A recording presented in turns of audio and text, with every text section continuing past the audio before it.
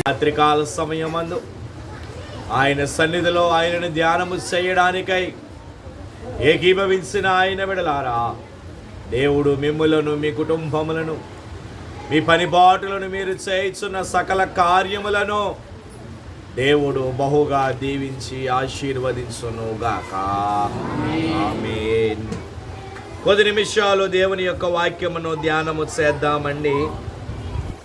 ఈ దినమునకు ఏర్పాటు చేయబడినటువంటి లేఖన భాగములలో నుండి దేవుని యొక్క వాక్యమును ధ్యానము చేద్దాము. మత్తయి సువార్త ప్రియులారా 22వ అధ్యాయం అండి, 27వ వచనమును చదువుకుందాము. పునరుత్థానమందు ఏడుగురిలో ఈమె ఎవనికి భార్యగా ఉండెనో ఆమె వీరందరికీ భార్యగా ఉండెను కదా అని ఆయనను అడిగిరి. చాలండి. ప్రభువు తన పరిశుద్ధమైన లేఖన భాగమును ఆయన మహిమార్థమై మన వినికిడిలో ఫలింపచేయునుగాక. ఆమేన్. ప్రభువునందు ప్రియమైన దేవుని విశ్వాసులారా, యేసుక్రీస్తు ప్రభువులు వారిని ఎలాగైనను ఆయనను పట్టుకోవాలని, ఎలాగైనా ఆయనను కోర్టుకు అప్పగించాలని, ఎలాగైనా ఆయనను మరణమునకు గురి చేయాలని యూదులందరూ కూడా వారు పూనుకున్నటువంటి వారై ఉన్నారు.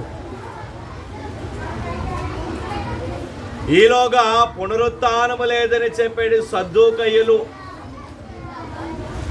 వీరు యూదులలో ఒక తెగండి వారిది.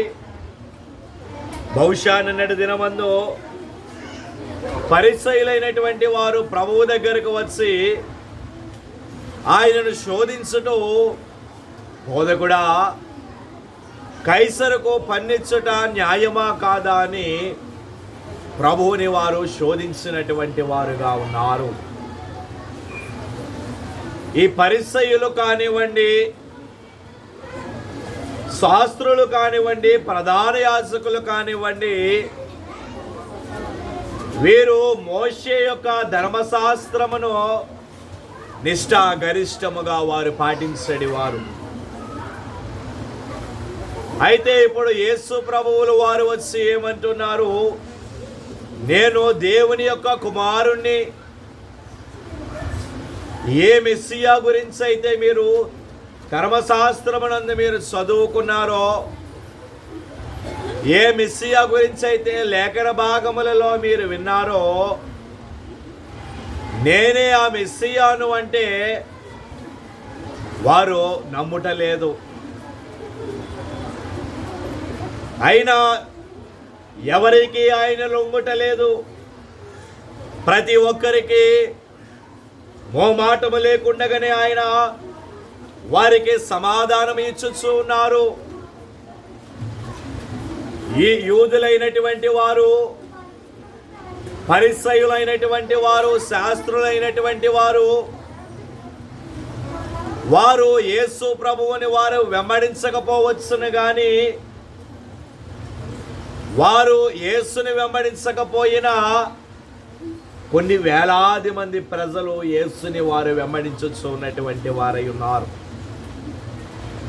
బహుశా అందుకేనేమో ఆయనంటే వారికి అసూయ పుట్టింది. ఒక మనుష్యుడు మన కళ్ళ ఎదురుగా పైకి ఎదుగుచున్నాడంటే ఈనాటి కాలములో మానవునికి అసూయ అనబడేది వస్తుంది. ఆ అసూయ అనబడేది మానవునికి తగినది కాదు. మన ఎదురుగా మన కళ్ళ ముందు ఒక వ్యక్తి అంచెలంచెలుగా ఎదుగుతున్నాడు అంటే దానిని బట్టి మనము అతనిలో ఉన్న గుణగుణాల నుంచి మనము నేర్చుకోవాలి. కానీ అతనిని చూసి మనము అసూయ పడరాదు, ఈర్ష్య పడరాదు. మన కళ్ళ ఎదురుగా ఎంతోమంది ఉదాహరణ మనకి కనపడుతూ ఉంటారు. మన కళ్ళ ఎదురుగా వారు ఎదుగుచూ పైకి వచ్చిన వారు అనేక మంది ఉంటారు. వారు గొప్ప గొప్ప నాయకులు కావచ్చును, రాజకీయవేత్తలు కావచ్చును. అది ఎవరైనాను సరే, మన సహోదరులైనా ఎవరైనా, మన గృహంలో వారైనా, వారు ఎదుగుతూ ఉన్నప్పుడు వారి యందు మనం అసూయపడరాదు, ఈర్ష్యపడరాదు. వారిని చూచి మనము నేర్చుకోవలసినటువంటి వారముగా ఉన్నాము. హైదరాబాదు అనబడే పట్టణములో ఒక బలమైన రాజకీయ నాయకుడు ఉన్నాడు. అతనికి ఉన్నటువంటి ఆస్తిని బట్టి, అతడు సంపాదించిన ధనమును బట్టి కొన్ని కాలేజీలు ఆయన కట్టించాడు. అలాగూ అతడు అంచెలంచెలుగా అభివృద్ధి పొంది ఈనాడు కొన్ని కోట్ల ఆస్తికి అతడు అధిపతి అయ్యాడు. అయితే అతని గురించి ఎన్నో వార్తలు ఫేస్బుక్లో కానివ్వండి, యూట్యూబ్లో కానివ్వండి, ఎన్నో వార్తలు అతని గురించి వచ్చాయి. అతడు ప్రారంభ దినములలో, ఎప్పుడో పూర్వకాలములో, అతడు యవన ప్రాయములో ఉన్నప్పుడు అతడు తన బ్రతుకు తెరువు కోసము సైకిల్ మీద అతడు పాలు పోసేవాడు. అలాగూ సైకిల్ మీద ఆయన పాలు పోసుకుంటూ వచ్చిన తన సంపాదనతో ఊరికి వెలుపల ఎక్కడో ఒక చోట ఒక చిన్న స్థలాన్ని అతడు కొన్నాడు. స్థలమును కొని షెడ్డు వేసి గేదెలను అన్నింటినీ అక్కడ సమకూర్చుకున్నాడు. అలాగూ ప్రతిదినము కష్టపడ్డాడు, ప్రయాసపడ్డాడు. అలాగూ అంచెలంచెలుగా ఆయన ఎదుగుతూ వచ్చి ఈనాడు కొన్ని వేల కోట్లకు అధిపతిగా అతడు ఉన్నాడు. అతడు చెప్పే మాటలు, 2 మాటలు చాలా ఖచ్చితంగా ఆయన చెబుతాడు. మీరు కష్టపడండి, ప్రయాసపడండి అని ఆయన ప్రతి ఒక్కరికి ఆయన చెబుతాడు. అలాగే ఖర్చు పెట్టే దగ్గర వృధాగా ఖర్చు పెట్టవద్దు, జాగ్రత్తగా పొదుపు చేసుకోండి అని ఆయన చెబుతాడు. ఆయనను చూచి అసూయపడేవారు ఉన్నారు, ఈర్ష్యపడేవారు కూడా ఉన్నారు. అయితే ఇది ఎందుకు చెబుతున్నానంటే, యేసు ప్రభువులు వారిని చూచి ఈర్ష్యపడేవారు, అసూయపడిన వారు అనేక మంది ఉన్నారు. ఎందుకంటే ఆయనను అనేక వేల మంది ఆయనను వెంబడించుతూ ఉన్నారు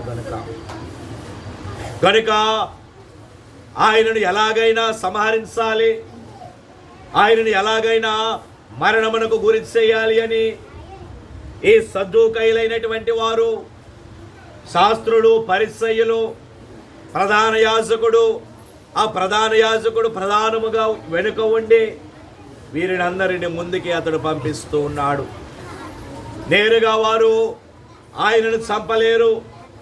ఎందుకంటే ప్రజలలో ఆయనకు మద్దతు బాగా ఉన్నది, ఆయనను వెంబడించేవారు ఎక్కువ మంది ఉన్నారు కనుక నేరుగా ఆయనను చంపినట్లయితే అదేమిటయ్యా, ఆయన అంత చక్కగా బోధించుతూ ఉన్నాడు, చక్కగా ఆయన సువార్త చెబుతూ ఉన్నాడు కదా, ఎందుకు ఆయనను చంపారు అని ప్రభుత్వానికి వ్యతిరేకముగా వచ్చి ప్రభుత్వము కూలిపోయే పరిస్థితులు ఉన్నవి.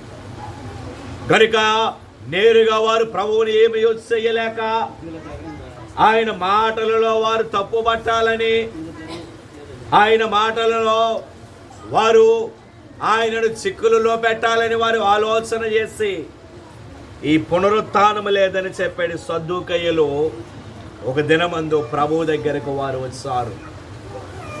ప్రభు దగ్గరికి వారు వచ్చి ప్రభువుతో వారు అంటూ ఉన్నారు, బోధకుడా, మేము పునరుత్థానము లేదని చెప్పేది సద్దూకయ్యులము మేము, నీవేమో పునరుత్థానము ఉందని నీవు అంటూ ఉన్నావు, మేము పునరుత్థానము లేదని వాదిస్తూ ఉన్నాము, నీవేమో ఆ పునరుత్థానము నేనే అని నీవు అంటూ ఉన్నావు. అయితే చాలా కాలము నుండి మాకు ఒక సందేహము ఉన్నది. మా మనుష్యులలో ఒక మనుష్యుడున్నాడు, అతడు వివాహం చేసుకున్నాడు. అయితే ఆ స్త్రీకి సంతానము లేకయే ఆ భర్త మరణించాడు. అతనికి 7 సహోదరులు ఉన్నారు.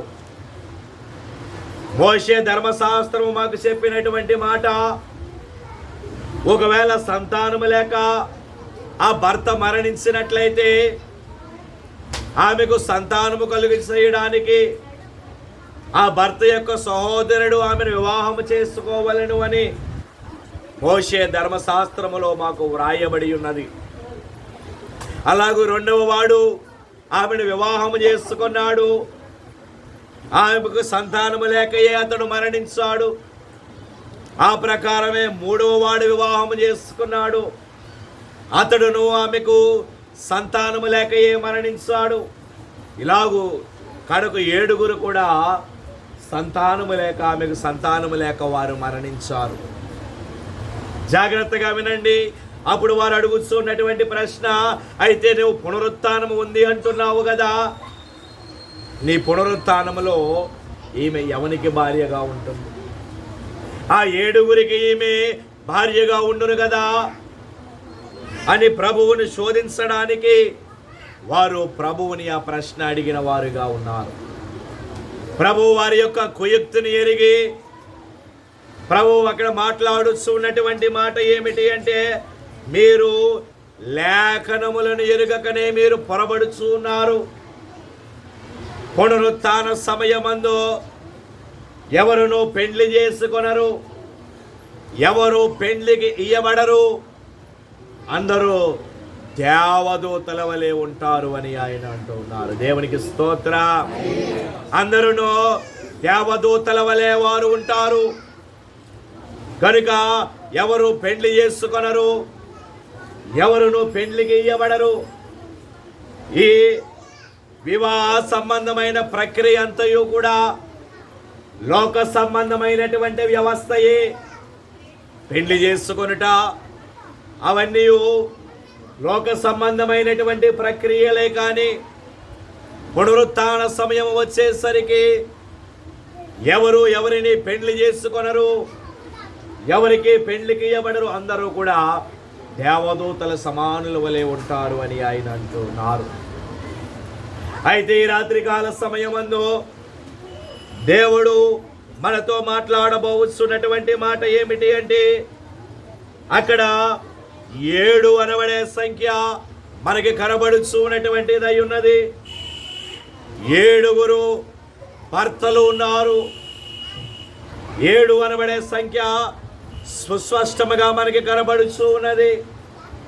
పరిశుద్ధ గ్రంథములో 7 అనబడే సంఖ్యకు చాలా ప్రాముఖ్యత ఉన్నది. ప్రియమైనటువంటి వారలారా, 7 అనబడే సంఖ్యకు పరిశుద్ధ గ్రంథములో చాలా ప్రాముఖ్యత ఉన్నదండి. కొన్ని విశేషతలు ఆ 7 అనబడే సంఖ్యకు ఉన్నాయి. అసలు ఎందుకు ఆ సంఖ్య అంత ప్రధానమైనది? దేవుని బిడ్డలుగా ఉన్నటువంటి మనము 7 అనబడే సంఖ్యను ఎందుకు మనము అంత ప్రధానముగా మనము చూస్తూ ఉన్నాము? అసలు 7 అనబడే సంఖ్యలో ఉన్నటువంటి ప్రత్యేకతలు ఏమిటో కొన్నింటిని ఈ రాత్రికాల సమయమందు మీకు చూపించి నా వర్తమానమును నేను ముగింపులోనికి తీసుకుని వస్తానండి. దేవుని వాక్యాన్ని చదువుకుందాము. లేవియాకాండము ప్రియులారా 4వ అధ్యాయం అండి. లేవియాకాండం అండి 4వ అధ్యాయము 6వ వచనమును చదువుకుందామండి. ఆ యాజకుడు ఆ రక్తములో తన వ్రేలు ముంచి పరిశుద్ధ మందిరము యొక్క అడ్డతెర ఎదుట ఆ రక్తములో కొంచెము 7 మారులో యెహోవా సన్నిధిని ప్రోక్షింపవలెను. చాలండి. చదువుబడిన లేఖన భాగములో ఇశ్రాయేలు ప్రజలు అరణ్యములో వారు ఉన్నారు. అరణ్య ప్రయాణములో వారి యొక్క ప్రయాణమును కొనసాగించుకుంటూ ముందుకి ప్రయాణమై వారు సాగిపోతూ ఉన్నటువంటి వారై ఉన్నారు. అయితే అటువంటి అరణ్య ప్రయాణములో ఉన్నటువంటి వారికి ధర్మశాస్త్రమును, న్యాయ విధులను దేవుడు వారికి వివరించచ్చు. వారితో అంటూ ఉన్నటువంటి మాట ఏమిటి అంటే, మోషే మోషే, ఈ ప్రజలున్నారే, వారిలో ఎవరైనా ఒకవేళ పాపము చేసినట్లయితే వారిలో ఆ పాపము అలాగున ఉండిపోకూడదు. ఆ పాపమునకు వారు పరిహారము చేయాలి. ఆ పాపమునకు వారు ప్రాయశ్చిత్తమును వారు పొందుకోవాలి. అయితే వారు చేయవలసిన పరిహారం యొక్క విధి ఏమిటి అంటే, నిర్దోషమైనటువంటి ఒక కోడె దూడను వారు తీసుకుని రావాలి. దేవుని దగ్గరకు నిర్దోషమైనటువంటి ఒక కోడె దూడను వారు తెచ్చినప్పుడు యాజకుడు దేవుని దగ్గరకు ఆ కోడెను తీసుకొని వచ్చి ఆ కోడె తల మీద యాజకుడు తన చేతిని ఉంచి అక్కడ ఆ కోడెను వధించి ఆ కోడె రక్తములో కొంచెము అతడు తీసుకుని ప్రజల యుద్ధకు అతడు దానిని తీసుకుని వచ్చి ఆ కోడె రక్తములో తన వ్రేలు అతడు ముంచి ప్రత్యక్షపు గుడారము యొక్క అడ్డతెర ఎదుట, పాత నిబంధన కాలములో మందిరము 3 భాగములుగా ఉండేది. ఆవరణము, పరిశుద్ధ స్థలము, అతి పరిశుద్ధ స్థలం అండి. పరిశుద్ధ స్థలానికి అతి పరిశుద్ధ స్థలమునకు మధ్య అడ్డతెర ఒకటి ఉండేది. యేసు ప్రభువుల వారు మరణమైనప్పుడు ఆ అడ్డతెర నడిమికి చినిగిపోయినది. ఈనాడు అలాగూ అడ్డము లేదు. నేరుగా ప్రజలు బలిపీఠాన్ని చూడగలుగుతూ ఉన్నారు.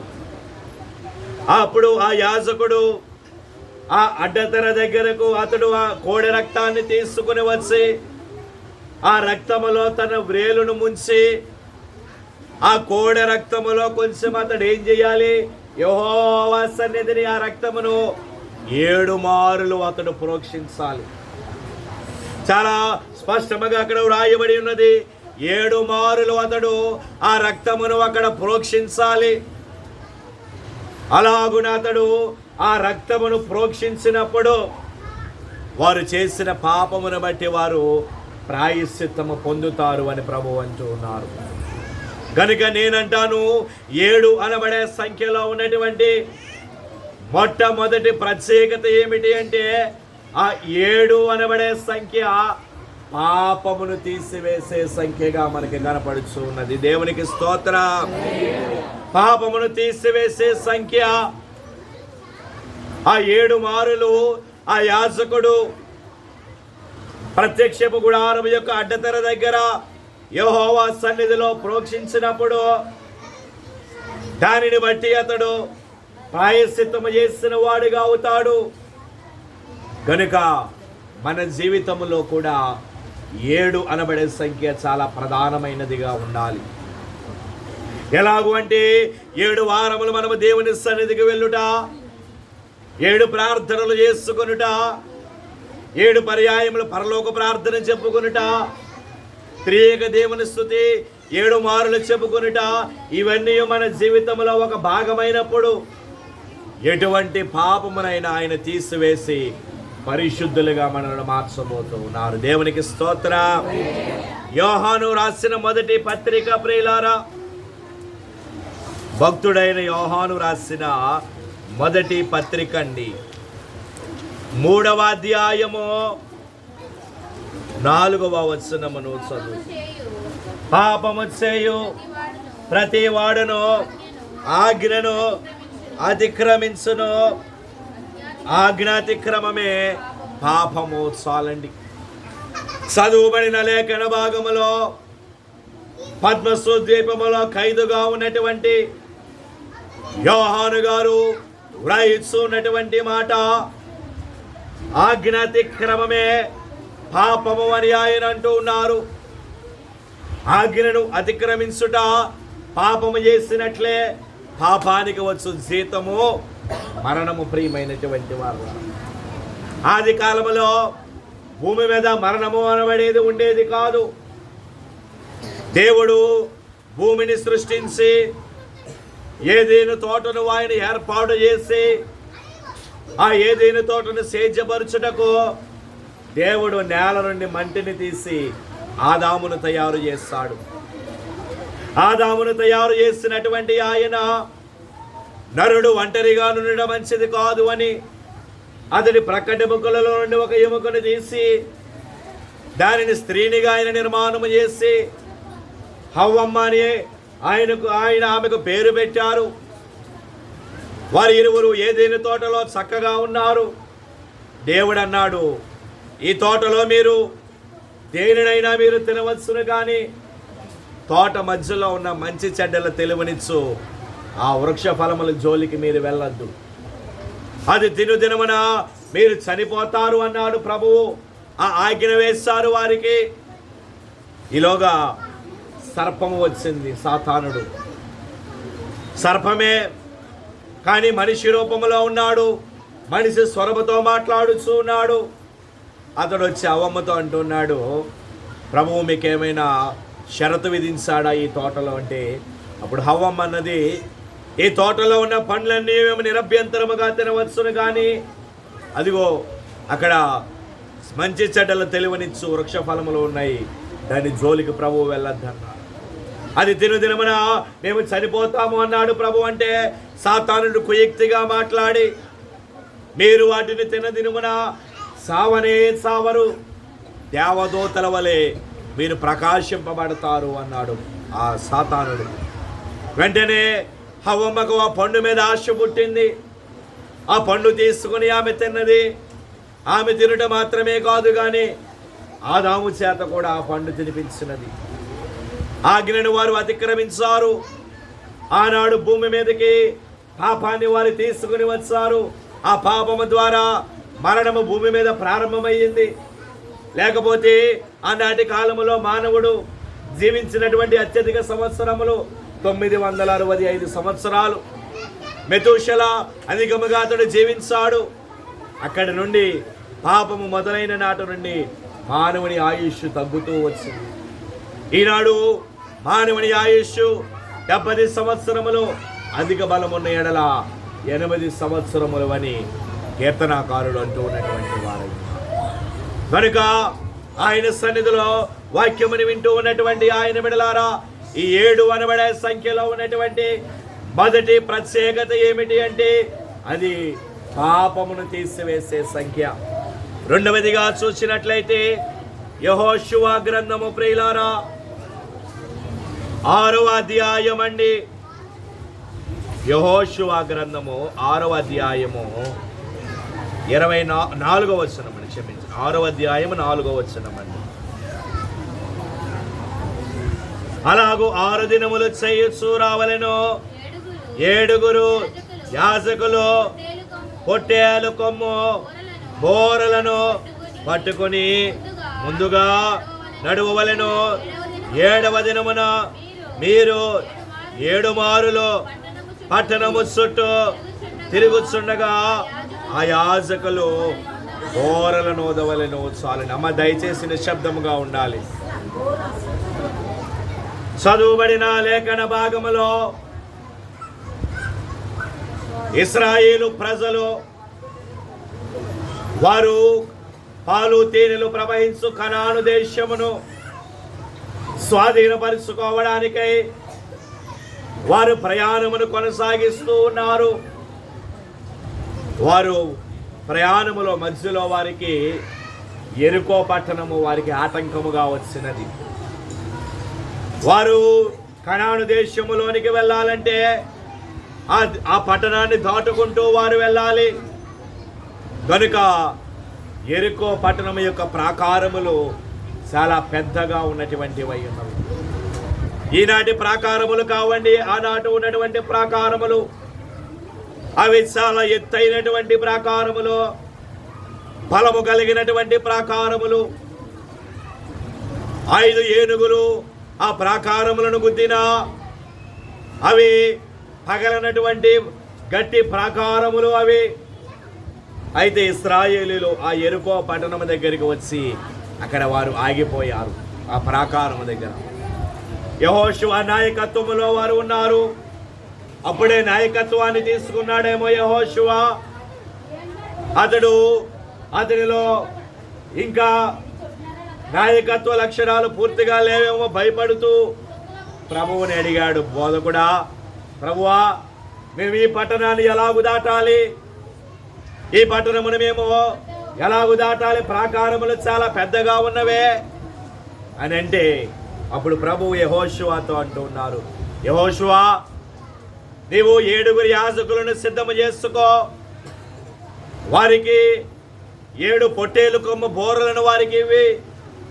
నీవు 7 మారులు ఆ పట్టణము చుట్టూ 7 దినములు తిరగాలి.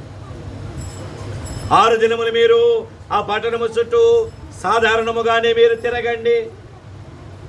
6 దినాలు ఆ పట్టణము చుట్టూ ఏ ధ్వని మీరు చేయవద్దు, సాధారణముగానే మీరు తిరగండి. అయితే 7వ దినమున 7 యాజకులు మీకు ముందుగా నడవాలి. వారు ఆ పొట్టేలు కొమ్ము బోరలను చేతబట్టుకొని మీకు ముందుగా నడవాలి.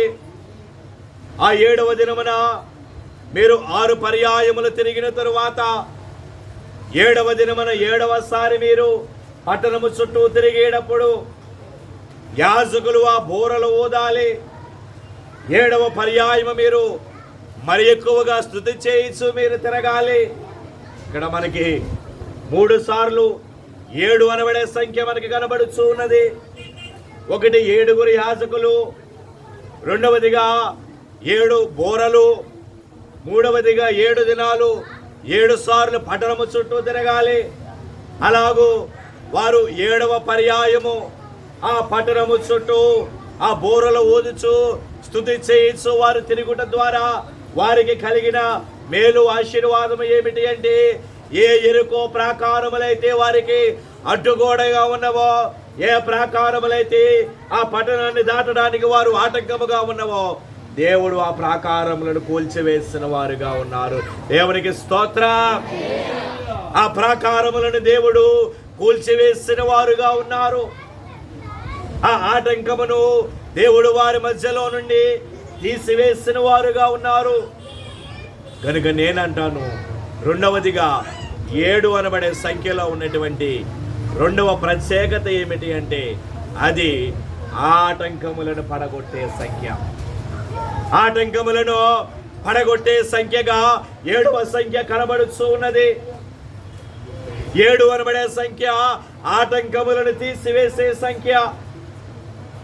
నిజముగా మన జీవితంలో ఈ 7 అనబడే సంఖ్య విలీనమైపోయినప్పుడు 7 ప్రార్థనలు, 7 మారులు పరలోక ప్రార్థన చెప్పుకొనుట, 7 వారములు సన్నిధికి వెళ్ళుట, వారములు పెట్టుకొనుట, అలాగే 7 పర్యాయములు పరలోక ప్రార్థన చెప్పుకొనుట, 7 మారులు సెలవు గుర్తులు మీరు వేసుకొనుట, 7 ప్రార్థనలు ఒకవేళ మీరు చేసుకోలేకపోయినా యాజకులమైన మాకు చెబితే మేము కొంతమంది విశ్వాసులను తీసుకుని వచ్చి మీ గృహంలో 7 ప్రార్థనలు ఏర్పాటు చేయుట. ఇలాగూ మీరు చేసినప్పుడు 7 అనబడే సంఖ్య మీ జీవితంలో ఒక భాగము విలీనమైపోయినప్పుడు మీ జీవితంలో ఎటువంటి ఆటంకములు మీకు ఎదురైనా దేవుడు వాటిని తీసివేయబోతూ ఉన్నటువంటి వారై ఉన్నారు. దేవునికి స్తోత్రం. అందుకే భక్తులు పాడిన పాట, ఎరికో గోడలు ముందున్నా, ఎర్ర సముద్రము ఎదురైనా, ఎరికో గోడలు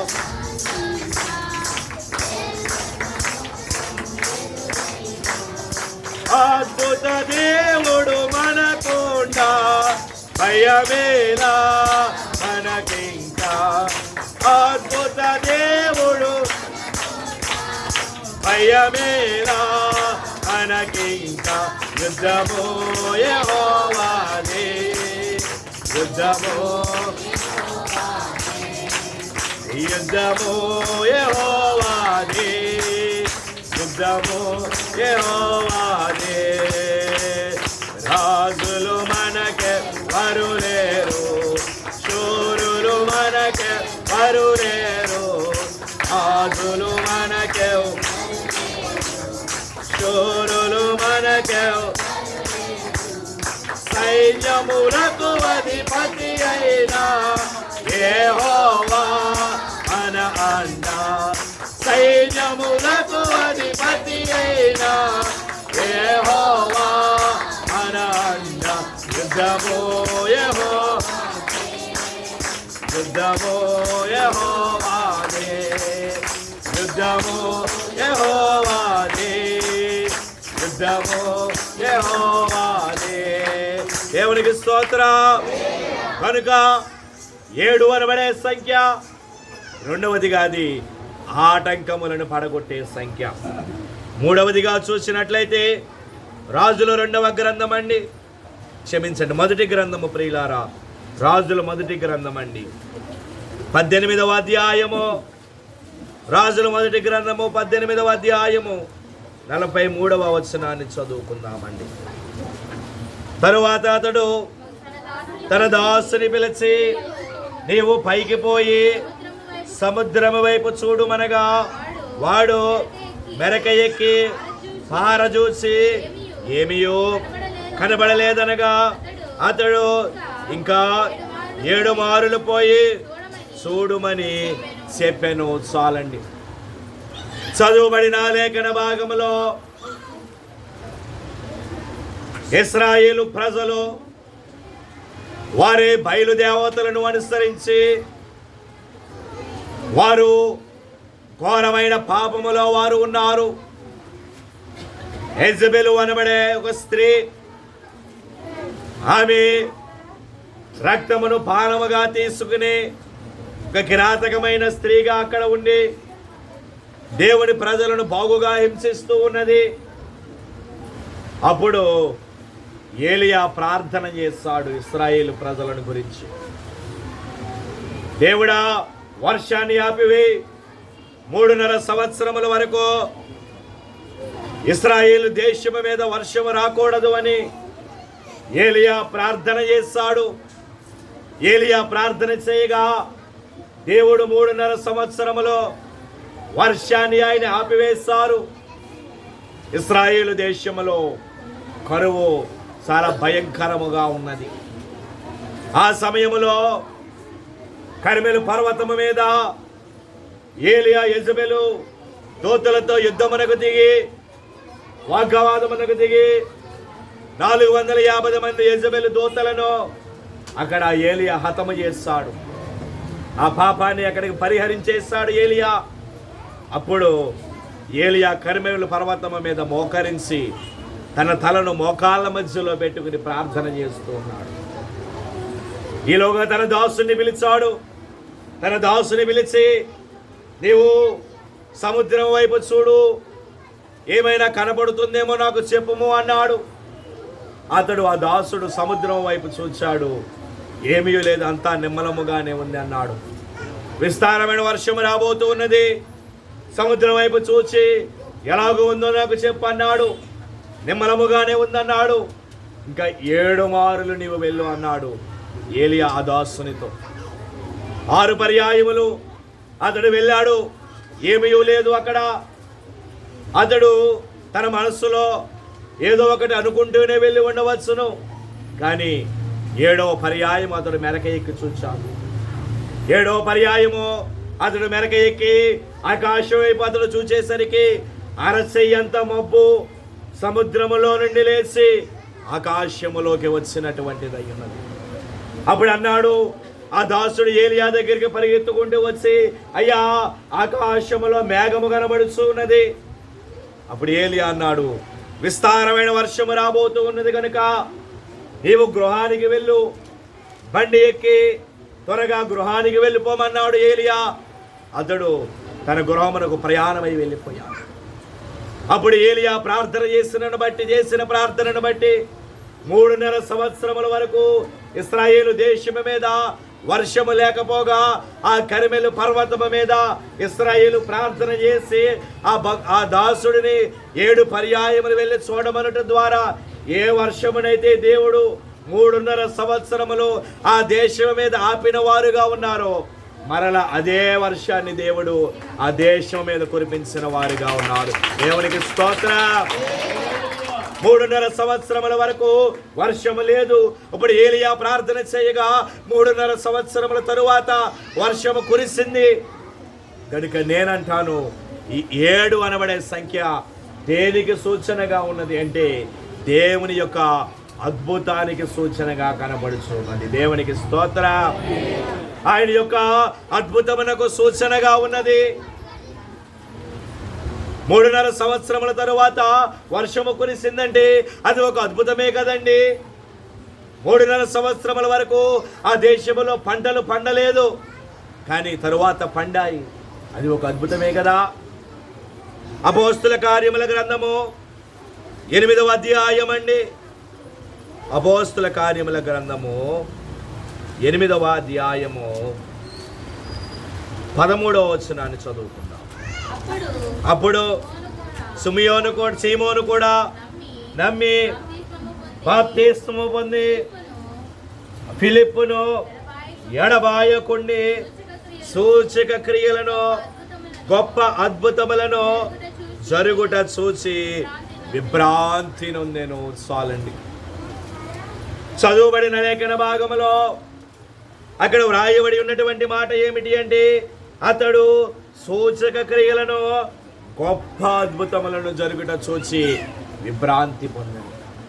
కనుక ఈ 7 అనబడే సంఖ్య ఇందాక చెప్పినట్లుగా మన జీవితంలో విలీనమైపోతే దేవుడు అతడు ఎలాగో అక్కడ గొప్ప అద్భుతములు చూడగలిగాడో మన జీవితంలో కూడా దేవుడు అంటే గొప్ప అద్భుతములను ఆయన చేయగలవారుగా ఉన్నారు. అది అపోస్తుల కార్యముల గ్రంథం అండి 19వ అధ్యాయము 11వ వచనమును చదువుకుందామండి. మరియు దేవుడు పౌలు చేత విశేషమైన అద్భుతములను చేయించింది. ఇక రెండవదిగా అవి ఎటువంటి అద్భుతములు అంటే విశేషమైనటువంటి అద్భుతాలు. మొదటిగా గొప్ప అద్భుతములు, రెండవదిగా విశేషమైన అద్భుతములు. ఈ 7 అనబడే సంఖ్య మన జీవితంలో విలీనమైపోయినప్పుడు అట్టి కార్యములు దేవుడు మన పక్షముగా ఆయన చేయబోతూ ఉన్నారు. దేవునికి స్తోత్రం. ఇక 4వదిగా చూసినట్లయితే రాజులు 2వ గ్రంథం అండి. రాజులు 2వ గ్రంథము 5వ అధ్యాయము 10వ వచనమును చదువుకుందామండి. ఎలీషా నీవు యోర్దాను నదికి పోయి 7 మారులు స్నానము చేయము, నీ వల్ల మరలా బాగై నీవు శుద్ధుడు వగుదువని అతనితో చెప్పుటకు ఒక దూతను పంపెను. చాలండి. చదువుబడిన లేఖన భాగములో ఎలీషా అనబడే ప్రవక్త మనకి కనబడుతూ ఉన్నాడు. సిరియా రాజు దగ్గర సైన్యాధిపతిగా ఉన్నటువంటి నయమాను అనబడే ఒక మనుష్యుడున్నాడు. అతడు సైన్యాధిపతిగా ఉన్నాడు, చాలా చక్కగా ఉన్నాడు, బాగా ఉన్నాడు, యుద్ధములో బాగానే ఉన్నాడు. కానీ అతని శరీరములో కుష్టి వ్యాధి అనబడేది అతనిలో ఉన్నది. యుద్ధములో బాగుగా అతడు యుద్ధములో బాగుగా ఉన్నాడు. అంత అయిపోయాక తన గృహానికి వచ్చి యుద్ధ కవచాలు అన్నీ తీసి చూసుకుంటే అతడు కుష్టి వ్యాధితో బాధపడుచు. ఈలోగా ఆ ఇంటిలో పరిచారం చేసి ఇశ్రాయేలు చిన్నది ఒక కుమార్తె ఉన్నది. ఆమె అన్నది నయమాను భార్యతో, అమ్మా, షోమ్రోను దేశంలో ఎలీషా అనబడే ఒక ప్రవక్త ఉన్నాడు, అతని దగ్గరికి వెళితే ఈ నయమాను బాగుపడగలరు అని నయమాను భార్యతో ఆమె చెప్పింది. అప్పుడు నయమాను భార్య నయమాను దగ్గరికి వెళ్ళింది. ఎంతకాలం అయ్యా నీవు అలాగూ బాధపడతావు? ఇదిగో షోమ్రోను దేశంలో ఎలీషా అనబడే ఒక ప్రవక్త ఉన్నాడంట, అక్కడికి వెళితే నువ్వు బాగుపడతావు గనుక ఒకసారి వెళ్ళవచ్చును కదా అని ఆమె అన్నది. సిరియా రాజు ద్వారా వర్తమానం వెళ్ళింది ఇశ్రాయేలు రాజు దగ్గరికి. ఇదిగో నా సైన్యాధిపతి నయమాను వచ్చుచూ ఉన్నాడు, అతనికి వ్యాధితో బాధపడుతూ ఉన్నాడు కనుక అతనికి బాగు చేసి పంపండి అనబడే వర్తమానము ఇశ్రాయేలు రాజు దగ్గరికి వచ్చింది. ఆ వార్త విని ఇశ్రాయేలు రాజు భయపడ్డాడు. ఏమిటి, నేనెక్కడ స్వస్థపరచగలను అతడిని అని తాను భయపడి తన వస్త్రాలు చింపుకొని బూడిదలో కూర్చున్నాడు. సిరియా రాజు కావాలని తగువ పెట్టుకుంటూ ఉన్నాడు అని అతడు అలాగూ వస్త్రములు చింపుకొని బూడిదలో కూర్చున్నాడు. ఈ వార్త ఎలీషా దగ్గరికి వినబడింది. ఎలీషా అడిగాడు, వారి తన దగ్గర ఉన్న దాసులని అడిగాడు, గెహాజీని అడిగాడు, ఏమిటి విషయం ఏమిటి అంటే ఇలాగూ జరిగిందని ఎలీషాకు తెలియబడింది. అప్పుడు అన్నాడు ఎలీషా, నా దగ్గరికి పంపండి నయమానుని అన్నాడు. అప్పుడు నయమాను ఆ వార్త సిరియా రాజు దగ్గరికి వెళ్ళగా సిరియా రాజు సైన్యాధిపతిని పంపించాడు నయమానుని. నయమాను ఎలీషా గృహం దగ్గరికి వచ్చి ఆగాడు. నయమాను బయట రథములోనే ఉన్నాడు. నయమాను యొక్క దాసుడు ఎలీషా దగ్గరికి వెళ్ళాడు. ప్రవక్త గనక ఎవరికి భయపడేవారు కాదు, ధైర్యముగానే వారు మాట్లాడేవారు. ఆ దాసుడు వెళ్ళగా ఆ దాసునితో ఎలీషా అంటున్నాడు, నయమానుతో 7 మారులు యోర్దాను నది దగ్గరికి వెళ్ళి 7 మారులు మునగమను, అతడు దేహం బాగుపడుతుంది అన్నారు. అతడు కోప్పడ్డాడు. నయమాను, మా దేశంలో నదులు లేవా? యోర్దాను నదిలో మునగడానికి నేను ఇంత దూరం రావాలా అని వెనుకకు తిరిగి ప్రయాణమై వెళ్ళిపోయాడు. కానీ దారిలో తన మనస్సును మార్చుకుని మరలా యోర్దాను నది దగ్గరికి వెళ్ళాడు. యోర్దాను నదిలో మునగడం ప్రారంభించాడు. మొదటిసారి మునిగాడు, ఏమాత్రము అతని శరీరములో తేడా లేదు. రెండవసారి మునిగాడు, మూడవసారి మునిగాడు, అలాగూ 6 సార్లు మునిగాడు. కానీ అతని శరీరములో ఉన్న వ్యాధి పోలేదు. కానీ 7వసారి అతడు ఆ నీళ్ళలో యోర్దాను నీళ్ళలోనికి దిగుతూ ఉంటే అతడు ఆ నీళ్ళలోనికి దిగుడుతో పాటు ఆ వ్యాధి కూడా నీటిలో దిగిపోయి అతడు మరలా పైకి లేచేసరికి అతని దేహము పసిపిల్లవాని దేహము వలె మారిపోయింది. దేవునికి స్తోత్రం. కనుక ఈ 7 మారులు అతడు నమ్మిక ఉంచి అతడు ఆ యోర్దాను నదిలో మునుగుట ద్వారా దేవుడు అతని దేహాన్ని పసిపిల్లవాని దేహము వలె మార్చేశాడు. కనుక నేనంటాను, ఈ 7 అనబడే సంఖ్యలో ఉన్నటువంటి 4వ ప్రత్యేకత ఏమిటి అంటే అది స్వస్థతకు సూచనగా కనపడుతుంది. స్వస్థతకు సూచనగా ఆ 7 అనబడే సంఖ్య కనపడుచు ఉన్నది. నయమాను 6 మార్లు మునిగినా అతనికి స్వస్థత రాలేదండి. 7వ మారు అతడు మునిగి పైకి తేలేసరికి అతనికి స్వస్థత వచ్చినటువంటిది. అలాగే ఈ సిలువ ధ్యానములో ఆయన సన్నిధిలో ఉన్నటువంటి ఆయన బిడ్డలారా 7 అనబడే సంఖ్య ఎప్పుడైతే మన జీవితంలో విలీనమైపోతుందో అప్పుడు మనలో కూడా ఆ నయమాను ఎలాగూ స్వస్థతను రుచి చూసగలిగాడో అలాగే మన శరీరములో ఏదైనా బలహీనతలు, అస్వస్థత కార్యక్రమాలు ఏవైనా ఉంటే దేవుడు వాటిని తీసివేయబోతూ ఉన్నారు. దేవునికి స్తోత్రం. అతడు పొందిన గాయముల ద్వారా మనకి స్వస్థత అన్నారు. కనుక 7 అనబడే సంఖ్యను మీ జీవితంలో మీరు విలీనం చేసుకోనండి. ఇక 5వదిగా చూపించి ముగిస్తానండి. కీర్తనల గ్రంథము ప్రియులారా 119వ కీర్తన అండి. 119వ కీర్తన 164వ వచనాన్ని చదువుకున్నామండి. నీ న్యాయ విధులను బట్టి దినమునకు 7 మారులు నేను నిన్ను స్తుతించుచున్నాను. చాలండి. ఇక 5వదిగా కీర్తనాకారుడైన దావీదు గారు ఆయన అంటున్నటువంటి మాట ఏమిటి అంటే నీ న్యాయ విధులను బట్టి నేను దినమునకు 7 మారులు నిన్ను స్తుతించుచున్నాను అంటూ ఉన్నారు. దావీదు దినమునకు 7 పర్యాయములు దేవుని సన్నిధిలో ఉండి దేవునిని స్తుతించేవాడు. అలాగూ దావీదు 7 పర్యాయములను దేవునిని స్తుతించడం ద్వారా అతనికి కలిగిన ఆశీర్వాదం ఏమిటి అంటే అంతకంతకు దావీదు అభివృద్ధి పొందిన ప్రియమైనటువంటి వారారా. కనుక ఈ 7 అనబడే సంఖ్య 5వదిగా దేనికి సూచనగా ఉన్నది అంటే అభివృద్ధికి సూచనగా ఉన్నటువంటిదై ఉన్నది. ఈ 7 అనబడే సంఖ్య అభివృద్ధికి సూచనగా ఉన్నది. కనుక ఈ 7 అనబడే సంఖ్య మన జీవితంలో కూడా విలీనమైపోయినప్పుడు మనము దేవుని ద్వారా ఎన్నో అద్భుతాలు మనము చూడగలము.